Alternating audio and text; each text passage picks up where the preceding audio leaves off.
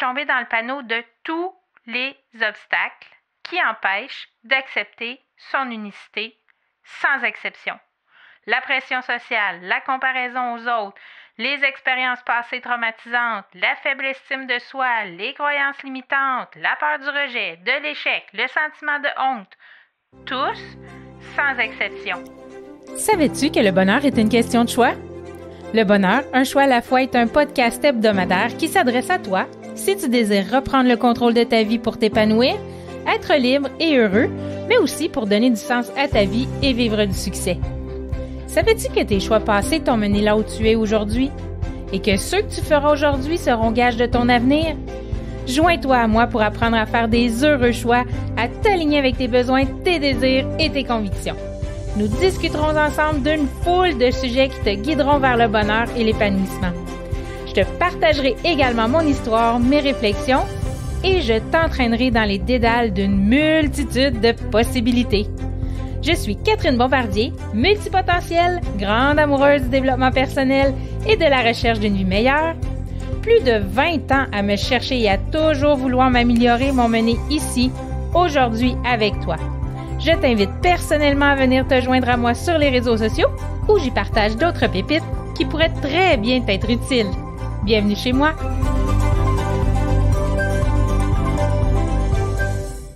Allô, allô, allô! Comment ça va? J'espère que t'es en pleine forme. Moi, je vais très bien. Il fait tellement beau dehors.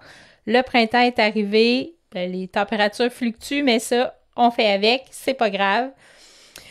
Aujourd'hui, je veux te dire que je suis tombée dans le panneau de tous les obstacles qui empêchent d'accepter son unicité sans exception. La pression sociale, la comparaison aux autres, les expériences passées traumatisantes, la faible estime de soi, les croyances limitantes, la peur du rejet, de l'échec, le sentiment de honte, tous sans exception. La semaine dernière, ça a été un sujet un petit peu plus léger. J'ai répondu en simplicité, avec authenticité, à 5 questions sur le bonheur. Puis, je vous le dis, si vous ne l'avez pas écouté, ça va dans tous les sens. On a parlé de comment enseigner aux enfants les principes du bonheur, qu'est-ce qui contribue le plus au bonheur des gens, est-ce qu'on remet notre bonheur entre les mains des autres ou des choses? Ça veut dire quoi pour moi ici maintenant? Puis la dernière, c'était quel est le plus gros défi pour être heureux? Quel est le plus gros défi des couples pour être heureux ensemble? Donc ça a été vraiment léger. C'est vraiment le fun à faire comme épisode. J'ai vraiment apprécié ce petit brin de légèreté. Aujourd'hui, par contre, on va dans le plus profond. On assume notre unicité. Mais c'est quoi au juste accepter son unicité? Puis pourquoi c'est important de la reconnaître?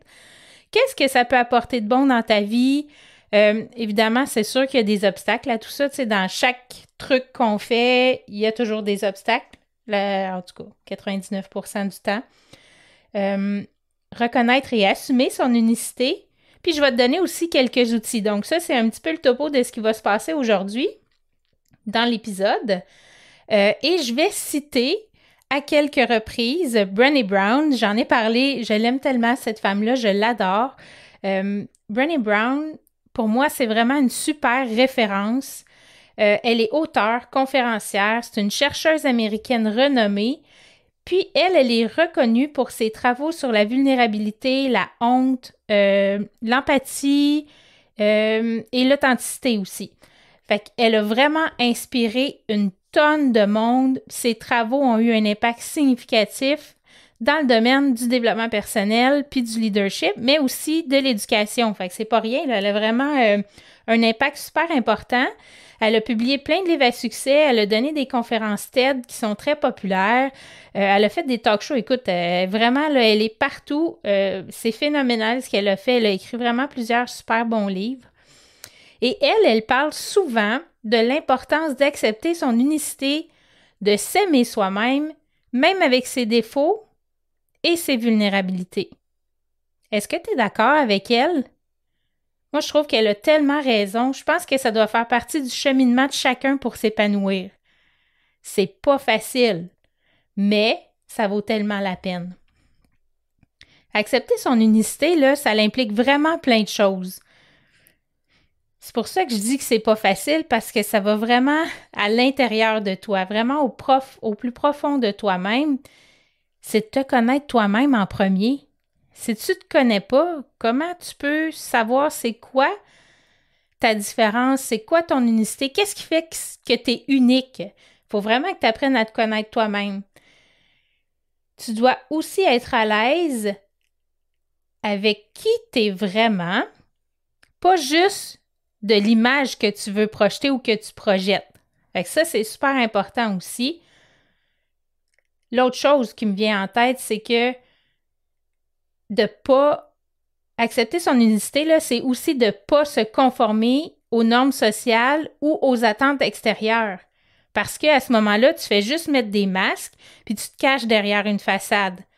Fait que ça fait pas que tu es unique, ça met pas de l'avant ton unicité. Tu fais juste te cacher derrière, te protéger souvent. Donc, il faut vraiment s'accepter tel quel, inconditionnellement, bon, le bloopers de l'épisode, inconditionnellement, ça veut dire tes zones d'ombre et tes zones de lumière. Ça fait toute partie de toi, puis il faut les embrasser, puis il faut les accepter. Sauf que, bon, ça c'est un petit début, là, mais ça va encore plus loin que ça. Être authentique et vulnérable avec les autres, ça veut dire aussi d'être capable de s'exprimer pleinement, de montrer qui t'es vraiment, même si ça l'implique de prendre des risques puis de faire face à la critique et au rejet, ce que l'être humain n'aime pas du tout. Pour la plupart, ça s'apprend, là, aimer. Ben, on ne vient pas qu'à aimer la critique et le rejet, mais on vient qu'à changer notre façon de penser face à la critique et au rejet. Et là, c'est plus facile de prendre du recul face à ça, c'est moins difficile. Mais il ne faut pas juste être authentique et vulnérable avec les autres, il faut aussi l'être avec nous et être transparent avec nous-mêmes. Ça veut dire que tu dois être ouvert et honnête sur tes pensées, tes sentiments, même tes expériences, même si c'est risqué puis que tu te sens exposé. Et tu sais, quand se sentir vulnérable, souvent on pense que c'est être faible, puis mais c'est pas du tout au contraire, c'est une force et c'est là que tu vas rejoindre ton unicité aussi, qui tu es, la personne unique et différente que tu es. Compassion envers soi-même quand on vit des échecs, qu'on se fait critiquer, qu'on a des blessures émotionnelles. Aie de la compassion avec toi-même, de la douceur, de la bienveillance. Ça aussi, ça l'aide à accepter son unicité. Puis si tu as besoin, va chercher du soutien auprès des personnes qui sont aimantes et bienveillantes, qui vont t'aider dans ce processus-là. Pourquoi c'est important? Je vais te le dire pourquoi c'est important. Deux statistiques que je veux te donner de Brené Brown qui ont ressorti des études qu'elle a fait, des recherches qu'elle a fait. La première, c'est que est-ce que tu savais que les personnes qui ont une forte estime de soi ont tendance à être moins perfectionnistes et à être plus à l'aise avec leur vulnérabilité? Combien d'entre nous sont perfectionnistes? Je sais pas toi, là, est-ce que toi, tu es perfectionniste? Moi, je l'ai été pendant très, très, très longtemps. Maintenant, je le suis moins. J'ai appris avec le temps à assumer mon unicité, à l'accepter et tout ça. Donc, j'ai vraiment augmenté ma confiance et mon estime. Et dans une autre étude, ce que je voulais te partager aussi d'une étude de Brené Brown, c'est puis l'étude, elle porte sur la vulnérabilité aussi. Brené mentionne que les personnes qui se considèrent comme vulnérables sont moins susceptibles... excuse-moi, j'ai inversé, sont plus susceptibles d'être des leaders efficaces, d'avoir des relations intimes satisfaisantes et de bénéficier d'un meilleur soutien social. Donc, plein d'avantages à être vulnérable. Je pense que je vais faire un épisode sur la vulnérabilité un petit peu plus tard, dans quelques semaines, parce que c'est vraiment, vraiment important, la vulnérabilité. Et Brené, elle le met de l'avant et elle l'explique vraiment bien. Donc, quand on reconnaît notre unicité, ça peut t'aider à développer une attitude bienveillante envers toi-même, à vivre une vie plus satisfaisante et épanouissante. Fait que, tu sais, c'est encore des avantages, là. il y a plein d'avantages comme ça qui peuvent te convaincre. J'espère que je vais te convaincre d'embrasser ta différence, ton unicité. Le processus, c'est un processus qui permet de te libérer de la honte aussi, de l'autocritique. Combien de fois on se tape sur la tête, je suis pas bon, je suis pas belle, je suis pas capable, j'ai pas de motivation, tu vas aller au gym. Et puis là, les premières fois, ça va bien, puis là, oups, on n'y va plus, puis j'ai d'autres choses à faire, tout ça. Puis là, on se tape sur la tête, puis là, on se rabaisse. Ça, c'est très néfaste. Il y a aussi les attentes extérieures, se libérer des attentes extérieures pour pouvoir vivre une vie plus authentique, une vie satisfaisante et épanouissante. Moi, c'est ce que je cherche, une vie plus satisfaisante, épanouissante. Je veux être authentique. J'essaie de l'appliquer le plus souvent possible. Tout ça, là, tout ce que je viens de te dire, ça l'égale une vie plus heureuse. Tout ce que je viens de te décrire, là, ben, ça va te mener sur le chemin du bonheur. Tantôt, je te disais que vulnérable, dans notre société, ça veut dire on associe vulnérabilité à être faible. Mais moi, je dis que tous ceux qui pensent ça sont dans le champ. Parce qu'au contraire, comme je disais, c'est être courageux, c'est être authentique dans notre relation à nous-mêmes et aux autres aussi. Parce qu'on prend des risques, on exprime nos sentiments, même si on a peur de l'échec et du rejet. Fait que ça, vous ne trouvez pas que c'est être courageux quand tu exprimes tes sentiments profonds, même quand tu as peur de l'échec et du rejet? Moi, je trouve que c'est courageux au maximum. Dans un de ses ouvrages, le Brené, elle disait, je l'ai pris en note parce que je trouvais ça vraiment important, elle affirme que les personnes qui ont la capacité de se montrer vulnérables et qui le font souvent, pas juste une fois de temps en temps, mais souvent, c'est des personnes qui sont plus résilientes puis qui ont une meilleure estime de soi. Est-ce que tu as bien compris ce que je viens de dire? Les personnes qui ont la capacité de se montrer vulnérables et qui le font souvent sont plus résilientes et ont une meilleure estime de soi. C'est pas rien, là. À l'heure où on se parle, là, combien de gens manquent d'estime de soi? C'est vraiment... si ça vous intéresse, le sujet de la vulnérabilité, je vais mettre le lien dans la description, mais elle a fait une conférence, Brené Brown, sur le sujet, justement, la vulnérabilité, puis c'est vraiment bon. Fait que je vais te mettre dans les petites notes d'épisode le lien pour que tu puisses, excuse-moi, pour que tu puisses l'écouter. Qu'est-ce que ça peut... Là, je m'en viens avec... OK, Catherine, je comprends tout ce que tu me dis, là, mais qu'est-ce que ça peut bien m'apporter de bon dans ma vie, ça? Ben déjà, ça peut t'apporter plus d'estime et de confiance en toi. Fait que ça aussi, c'est quelque chose qui a beaucoup de gens, ça fait défaut à beaucoup de gens, la confiance et l'estime de soi. Ça s'apprend au fur et à mesure, là. Ça vient pas du jour au lendemain, on s'endort le soir, puis le lendemain, on a de l'estime, puis on a de la confiance en nous, là. Non, c'est pas de même, ça fonctionne pas comme ça.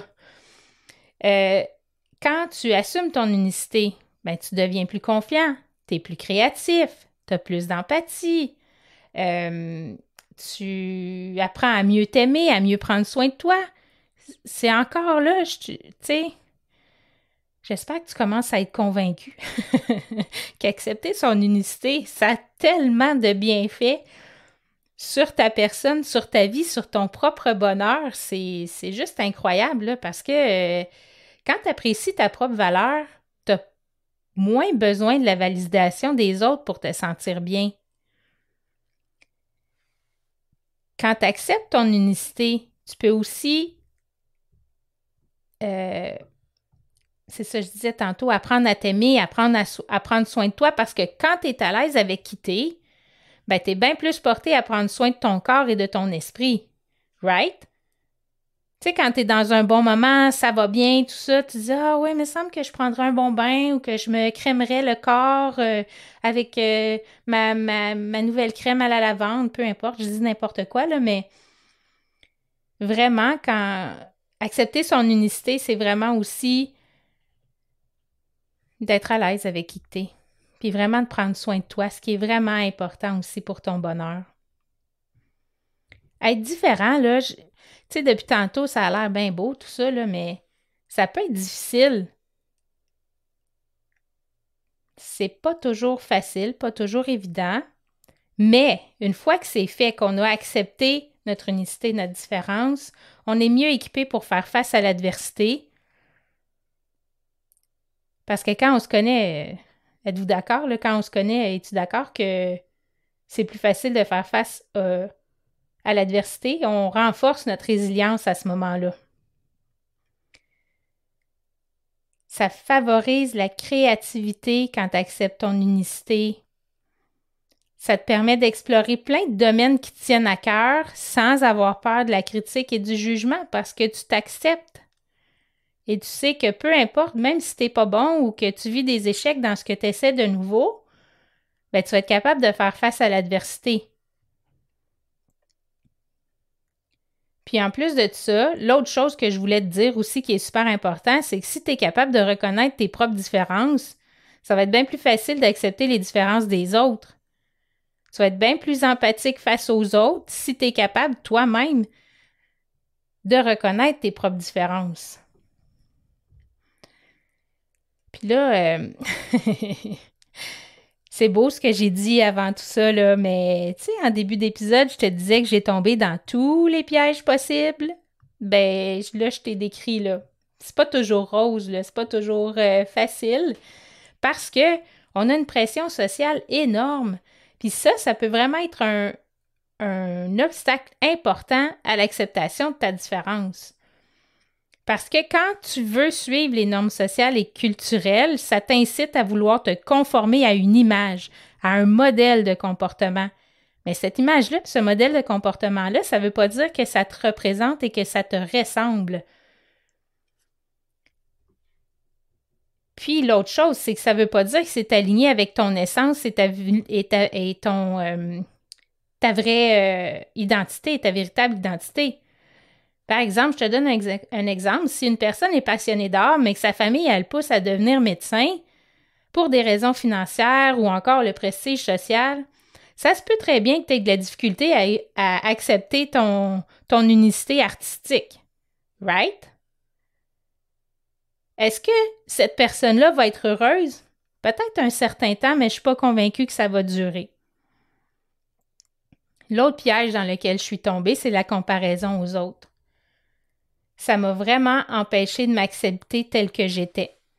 Parce que tu entretiens toujours le sentiment d'insuffisance, que tu n'es jamais assez, puis tu es toujours en compétition avec les autres. Ah oui, mais elle a fait ça. Ah ouais, mais lui, il est comme ça, puis il faudrait bien que je sois comme ça. Puis là, tu te mets des standards super élevés alors que ça te convient même pas. C'est même pas quitter. Tu essaies de rejoindre quelque chose qui est même pas aligné avec qui tu es vraiment. Puis quand tu te compares constamment aux autres, là, fais attention, là, vraiment. Quand tu te compares constamment aux autres, tu finis par te sentir inadéquat. Tu doutes de ta propre unicité, de tes propres pouvoirs, tes propres capacités. Il faut vraiment faire attention à la comparaison aux autres. Je te donne encore un exemple, les réseaux sociaux et les médias. Ils peuvent souvent, majoritairement, la majeure partie du temps, te faire croire que les gens vivent une vie parfaite, sauf quand tu écoutes les nouvelles, là. Mais, tu sais, je prends les réseaux sociaux, par exemple, que tout le monde vit une vie parfaite, que c'est facile d'atteindre le succès et le bonheur. Ben non. Ce qui te fait penser ça, c'est parce que tu te compares à eux, parce que toi, tu n'as pas la piscine, parce que toi, tu ne vas pas en voyage 8 fois par année, parce que tu comprends le principe? Se comparer, c'est vraiment, vraiment néfaste.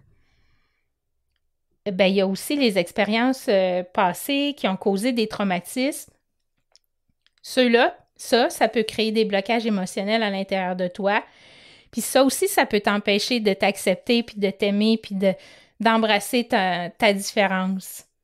Je pense entre autres aux expériences de rejet, de discrimination ou encore de violence.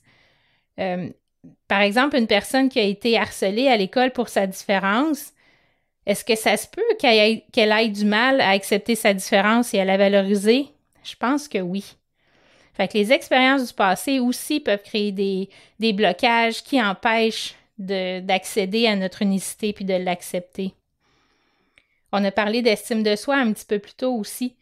Est-ce que tu es d'accord avec moi que si tu ne crois pas en tes propres capacités, en ta valeur, tu vas avoir tendance à minimiser tes qualités qui sont propres à toi, puis en plus, à retourner dans le mode de comparaison négatif aux autres. « Ouais, mais moi, j'ai pas ça. Ouais, mais moi, je fais ça. Ouais, mais moi, je suis pas capable de faire ça. » Puis là, encore une fois, c'est comme un cercle vicieux, là. Tu te sens inadéquat, tu te sens moins que rien. Donc, c'est ça. L'estime de soi aussi. Il y a les croyances limitantes aussi, qui sont des pensées négatives que tu entretiens sur toi-même. Entre autres, c'est plus que ça, les croyances limitantes, mais c'est aussi ça. Ces croyances-là, là, elles peuvent vraiment être ancrées profondément parce que c'est des chemins neuronaux que tu as qui ont été faits dans ton cerveau. Puis ces pensées-là, ces chemins neuronaux-là qui sont négatifs, t'empêchent aussi de voir ta propre valeur puis de reconnaître ton unicité. La peur de l'échec et du rejet. Ça, là, ça t'empêche de prendre des risques puis d'explorer ta véritable identité. Puis ça vient souvent avec la peur de ne pas être aimé ou accepté. Parce que si tu révèles ta véritable nature, ça se peut qu'il y ait des gens qui soient pas prêts à ça ou qui disent « Eh, boy, non, ça me convient pas. » Sauf que tu vas aller chercher d'autres personnes qui vont être plus alignées avec toi, qui vont plus correspondre avec tes différences, ton unicité, avec qui tu es vraiment. Ça va connecter vraiment bien avec eux. Et Brené, ce qu'elle disait aussi, Brené Brown, c'est que la honte, c'est l'ennemi de l'acceptation de soi et de l'expression de son unicité. Est-ce que tu sais pourquoi? Parce qu'elle te fait croire que tu n'es pas suffisamment bon ou digne d'amour comme que tu es. Parce que si tu montres ta véritable nature, tes véritables intérêts, tes véritables passions, ben t'es pas digne d'amour. Puis t'es pas assez bon pour les autres. Comme, c'est vraiment, là, tout ça, là, c'est vraiment un processus qui peut être facile, mais qui peut être difficile, mais c'est surtout un processus de longue haleine. Puis c'est un processus que si tu embarques là-dedans, si tu embarques dans l'engrenage, tu sais, on se met un doigt dans l'engrenage de « wouh », puis là, ça l'amène à autre chose, à autre chose, à autre chose. Ça peut être extrêmement libérateur et extrêmement gratifiant. Tu crois pas que vivre une vie en étant toi-même complètement, je reformule ma question. Les mots se bousculent dans ma tête. Est-ce que tu crois que t'assumer pleinement ta différence, ton unicité, tes qualités, tes défauts, en étant vulnérable, est-ce que ça va t'amener à une vie plus heureuse? Quand tu es aligné avec toi-même, avec ta vraie essence profonde. Moi, je lève la main, là, puis je dis « haut la main, là, 100%. 100%. » Moi, j'ai été longtemps à me chercher, je me suis posé tellement de questions. Je me suis remise en doute. J'ai été sévère avec moi-même pendant longtemps. Catherine, t'es pas assez ici. Catherine, tu devrais faire ça. Catherine, tu devrais pas faire ça. Catherine, écoute, je m'en suis dit. Ça avait aucun bon sens. J'en ai pleuré à essayer de comprendre pourquoi moi, je n'étais pas capable de me caser. Pourquoi moi, j'avais pas l'appel de la chose que je devais faire. Parce que moi, dans ma tête, là, il fallait que tout le monde trouve la chose, la voie à suivre, la spécialité, la passion de une chose, puis c'est là-dedans que tu t'en vas, puis c'est comme ça que ça fonctionne. c'est ça que tu dois faire. Avec le recul, j'ai plus du tout envie de me mettre dans cette boîte-là puis de respecter un cadre, ça ne me correspond pas.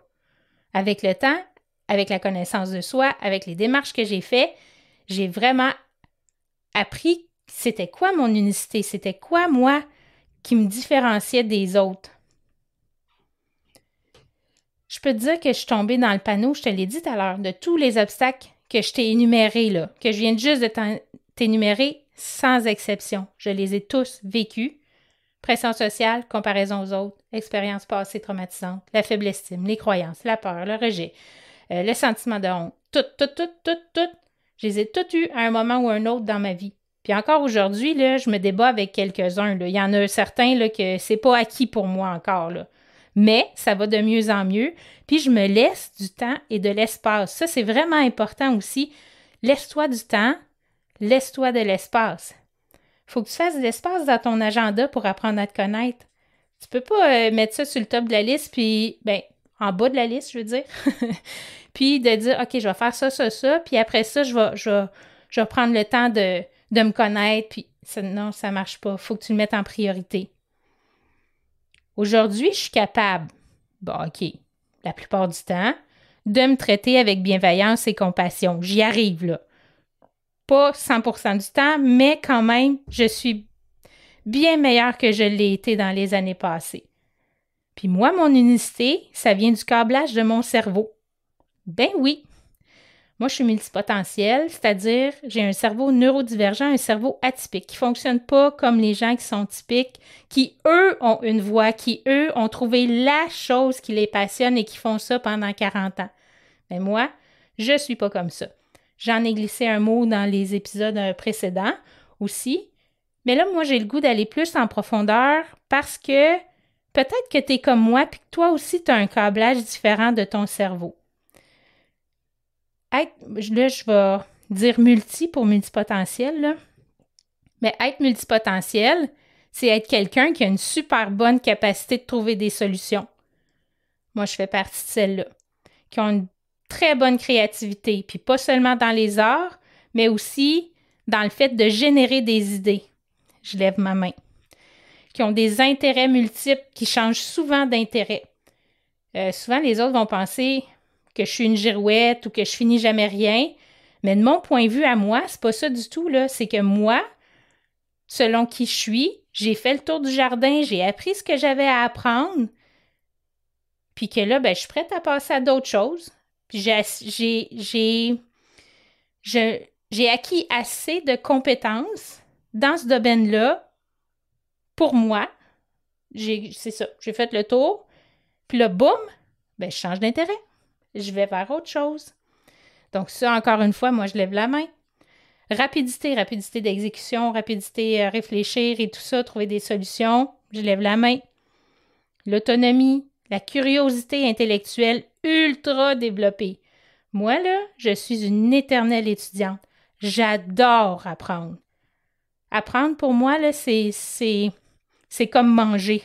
Je pourrais pas me passer d'apprendre des nouvelles choses sur différents sujets, d'essayer des nouvelles choses, surtout en art. Là. Moi, j'aime beaucoup essayer l'art. J'ai fait du scrapbook, des bijoux, j'ai fait du crochet, j'ai fait de la peinture, j'ai fait plein de choses. Mon garde-robe est rempli de toutes sortes d'affaires. Mais je suis curieuse, je m'intéresse à plein de sujets, mais je lève encore la main. Forte adaptabilité, encore une fois. Synthétiser aussi. On rassemble plein d'informations, puis j'arrive à faire comme un entonnoir, puis arriver à une synthèse simple. Bien, ça, c'est moi aussi. Fait que tout ça, ça fait partie de mon unicité. Mais combien d'années ça m'a pris à trouver tout ça? Est-ce que tu te reconnais là-dedans? Parce que peut-être que toi aussi, tu es multipotentiel, puis tu le sais pas. Moi, ça fait pas longtemps que je sais que je suis multipotentielle. Mais tu peux pas savoir le soulagement que j'ai ressenti quand j'ai écouté la vidéo de la conférence TED d'Emily Wapnick sur le sujet. Encore une fois, je vais te mettre le lien dans la description, là. C'est elle qui a mis le mot multipotentiel de l'avant. Mais les épaules m'ont tombé, le poids. Tu sais, quand il t'arrive quelque chose dans la vie, tu prends une décision ou que ou que tu accomplis quelque chose et que là, les épaules te tombent et que tu as l'impression que tu as une tonne de briques qui viennent de s'enlever sur tes épaules. J'écoutais ça et j'étais comme, ben oui, mais c'est moi. Oui, hey, tellement, tellement.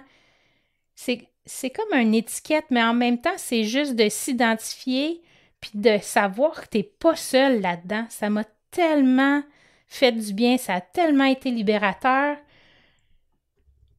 Pour vrai, ça a été un game changer pour moi dans ma vie, tout ça, de savoir que j'étais multipotentielle et de savoir comment mon cerveau fonctionne, puis d'aller apprendre, la curiosité d'aller apprendre. OK, je suis comme ça, qu'est-ce que ça fait? Pourquoi? Nanana.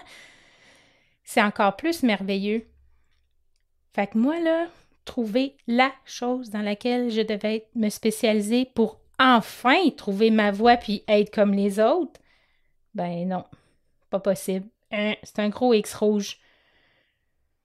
Mon cerveau, il est câblé différemment. Je ne serai jamais une spécialiste dans quoi que ce soit, pour ma part, parce qu'il y a certains multipotentiels qui peuvent être spécialistes dans un ou deux domaines, puis après ça, ils vont butiner sur plein d'autres sujets, d'autres projets.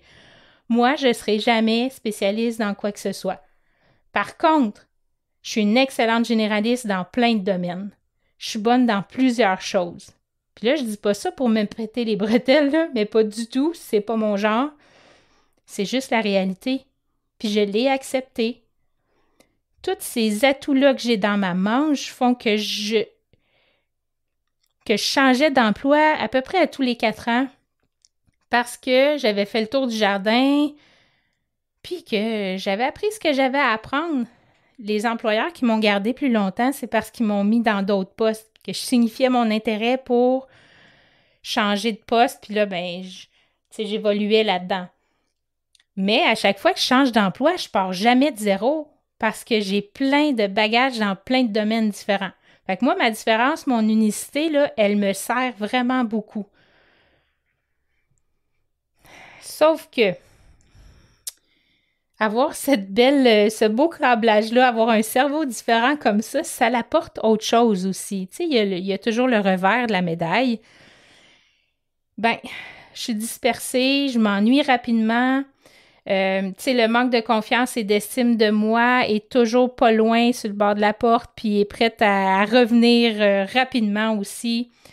Pour moi, la gestion du temps est plus difficile en étant entrepreneur que j'ai la liberté et le temps.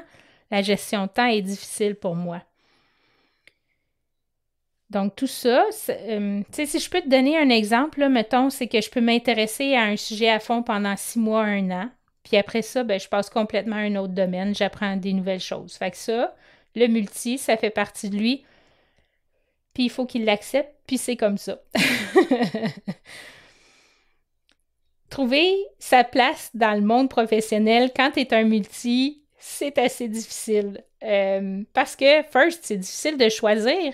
Tu as tellement d'intérêt, tu veux tellement apprendre plein d'affaires que juste trouver quoi, c'est difficile, tu sais. Puis souvent, ben, on se fait étiqueter d'instable parce qu'on change souvent. Puis là, ben moi, j'ai décidé que le contexte professionnel typique comme on le connaît, là, c'était pas fait pour moi. C'est pour ça que j'ai choisi l'entrepreneuriat. Après avoir essayé vraiment plusieurs emplois, puis me dire, OK, là, ça marche pas, ça me correspond pas, je suis pas bien là-dedans. Savais-tu que 80% des femmes entrepreneurs sont multipotentielles à différents niveaux? Je trouvais ça vraiment une statistique super le fun. J'avais le goût de vous la partager. 80% des femmes entrepreneurs sont multipotentielles à différents niveaux. C'est quelque chose, là. Puis il y a de plus en plus de femmes entrepreneurs aussi. Ah, puis l'autre chose, j'ai oublié de vous dire autre chose aussi. Ça m'arrive aussi de pas commencer quelque chose, de ne pas me mettre en action. Parce que ça fait partie aussi de ça, de mon unicité à moi, de ne pas me mettre en action. Mais là, je travaille fort, fort, fort pour améliorer ce point-là parce que ben, j'ai un lancement à faire, puis j'ai plein, plein de choses. Si je veux qu'il y ait un revenu qui rentre, ben, il faut que je me lance et que je passe à l'action.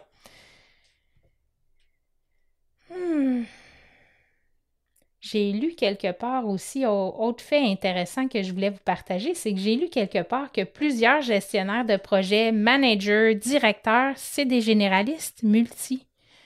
C'est vraiment cool! Il commence à avoir de plus en plus d'études et de données à ce sujet-là, puis c'est vraiment intéressant. Bref, ce que je veux dire, c'est qu'une fois que moi, je me suis identifiée à cette étiquette, entre guillemets, là, ça a vraiment changé ma vie. Le fait de savoir comment je fonctionnais, de savoir comment agir ou comme, tu sais, d'arrêter de se taper sur les doigts, ces choses-là, j'ai compris toutes les forces que j'avais puis que j'exploitais pas ou que j'exploitais sans le savoir. Ça a vraiment été un game changer dans ma vie. Maintenant, j'embrasse ce pouvoir-là puis je le mets de l'avant le plus souvent possible. Parce que c'est moi, parce que c'est mon authenticité.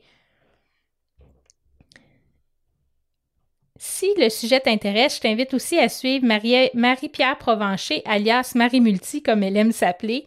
C'est une Québécoise qui est multipotentielle, évidemment. Et sur son site Internet, tu peux même faire un site pour savoir si tu es multi. Fait qu'elle aussi, je vais laisser son lien dans la description de l'épisode. OK, c'est beau tout ça, Catherine, mais comment on fait pour reconnaître et assumer son unicité? Ben là, je te connais, là. Tu vas vouloir que ce soit fait pour hier. Mais j'ai une petite nouvelle pour toi. Ça prend du temps. Ça fait combien de fois que je le répète? Dans l'épisode, ça prend du temps. Faut que tu te fasses de l'espace dans ton agenda. Faut que tu le mettes en priorité. S'il te plaît, beaucoup de patience et de bienveillance envers toi. Dans la formation que je suis en train de monter de l'Académie Love-toi, il y a vraiment plusieurs modules qui vont aider à faire la lumière sur l'unicité des gens, sur leurs propres différences. Je pense entre autres au module sur Déboussière-toi qui apprend à se connaître, sur les fondations, c'est quoi tes valeurs, édifier ma vie, c'est quoi ton plan de vie, mon cerveau, mon allié, comment on jongle avec tout ça, ces chemins neuronaux-là, ces pensées-là, ces choses-là. Fait que dans l'Académie Love-toi, il va vraiment avoir plusieurs modules pour aider à faire ça, à trouver son unicité.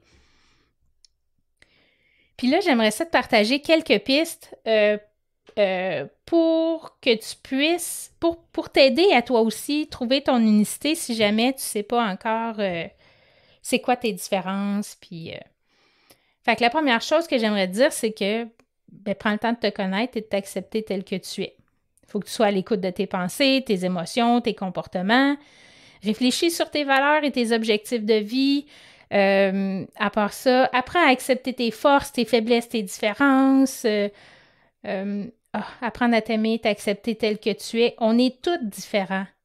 On a tous quelque chose qui nous rend unique. Tout le monde ici, tous ceux qui m'écoutent, là, vous avez tous quelque chose de différent, tout quelque chose qui vous rend unique. C'est important de les accepter et de les considérer comme des forces plutôt que des faiblesses. Essaye de voir, de changer ta façon de penser face à tes différences. Comment tu peux l'amener positivement dans ta vie? Comment tu peux, entre guillemets, exploiter cette force-là? Parce que c'est sûr que les gens autour de toi, en quelque part, il y a des gens qui ont besoin de cette force-là, de cette différence-là. Être authentique. Authentique avec toi-même, avec les autres. Être vulnérable.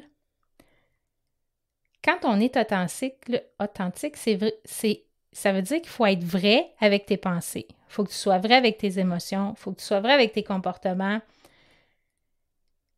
Sans essayer de te conformer aux attentes des autres ou de la société. On a abordé un petit peu plus haut, là, un petit peu plus tôt dans l'épisode. Identifie tes valeurs, tes passions. Qu'est-ce qui est important pour toi? Quelles activités te passionnent? Puis ces valeurs-là et ces activités-là, fais-en le centre de ta vie. Plus que tu fais des choses que tu aimes, plus que tu es heureux. Faut pas que tu aies peur d'exprimer qui tu es vraiment. Si pour toi, les jeux de grandeur nature, ça te passionne, puis tu es bien là-dedans, puis tu es heureux, ben fine, vas-y, puis tu vas connecter avec d'autres gens qui sont bien là-dedans, qui sont heureux là-dedans, puis plus que tu entretiens ça, plus que tu es heureux. OK. Apprends à être bienveillant avec toi-même, c'est t'accorder de la compassion, quand tu fais face aux difficultés ou que tu fais des erreurs. Jamais, jamais oublier que l'erreur est humaine. Tu as le droit de te tromper, puis tout le monde fait des erreurs. Fait que quand tu fais une erreur ou quand tu fais face à des difficultés, rappelle-toi, OK, je ne suis pas toute seule, tout le monde vit des erreurs, tout le monde fait des erreurs, tout le monde vit des difficultés. Puis, parfois, juste repenser, mettons, moi, quand ça m'arrive, là, souvent, je pense à mes grands-parents qui ont vécu beaucoup de difficultés et je me dis, ben, ils se sont rendus quand même à 80, ma grand-mère avait 95. Ils ont continué leur vie pareil, là, le soleil s'est couché, s'est relevé, puis la vie a continué quand même et tout le monde vit des épreuves. Donc, sois bienveillant envers toi-même, s'il te plaît. Entoure-toi de personnes positives, des personnes qui te soutiennent puis qui t'encouragent à être toi-même. Ça veut dire, des fois, d'éviter les personnes qui te jugent, de mettre de côté ou de mettre un terme aux amitiés avec des personnes qui ne te soutiennent pas, qui ne t'encouragent pas. Quand c'est de la famille, tu ne peux pas nécessairement mettre fin, mais tu peux éloigner les visites, éloigner les contacts, diminuer les contacts. Ça implique aussi d'éviter les personnes qui te jugent puis qui te critiquent négativement. Parce que ça, là, ça peut vraiment nuire à ta confiance en toi puis à ton estime de toi. Il y a des outils que tu peux faire. Il y a plein de choses. J'en ai essayé plusieurs. Je t'en donne quelques-unes, mais à toi d'essayer puis de trouver celle qui fonctionne pour toi. Moi, j'aime beaucoup la méditation pleine conscience. L'écriture, le journaling, là, écrire tes pensées, pas comme un journal intime de dire, bon, aujourd'hui, 31 mai, j'ai rencontré Nicolas, blablabla. Non, vraiment dire, OK, j'ai ces pensées-là, je me sens comme ça. C'est plus personnel, intime. C'est mettre sur papier tout ce que tu ressens, ce que tu vis, ces choses-là. L'autocompassion, la thérapie aussi, comme je disais, là, avec une personne externe. Les arts aident beaucoup, la musique, etc. Fait que ça, c'est vraiment... J'espère que tu as apprécié. On a parlé tellement de plein de choses. On a vu c'était quoi au juste accepter son unicité, pourquoi c'est important de la reconnaître, qu'est-ce que ça peut apporter de bon dans ta vie. On a vu les obstacles dans lesquels, je vous répète, je suis tombée dans chacun des obstacles. Reconnaître son unicité et l'assumer, on fait comment? Puis, je t'ai partagé aussi quelques outils là, qui sont bien là, pour débuter ton cheminement. Alors, dans le prochain épisode, ça a été un sujet quand même profond, là. Puis dans le prochain épisode aussi, on va parler de quelque chose qui va peut-être venir te secouer ou te remettre en question. Es-tu satisfait de ta vie? Est-ce que c'est le brouillard ou tout est clair dans ta vie? Est-ce que tu as du temps pour toi ou pas? Est-ce que ta vie manque de sens? Est-ce que tes relations vont bien? Et côté finances? L'épisode la semaine prochaine, es-tu satisfait de ta vie? J'espère que tu vas être avec moi. J'espère que tu as apprécié cet épisode-ci. Si ce n'est pas déjà fait, je t'invite à t'abonner sur ta plateforme préférée d'écoute puis à activer les notifications pour rien manquer. Si jamais tu aimes le contenu de ce podcast et que tu aimerais te plonger encore plus dans le bonheur et le bien-être, rejoins-moi sur les réseaux sociaux. Je te vais te laisser aussi les liens en description.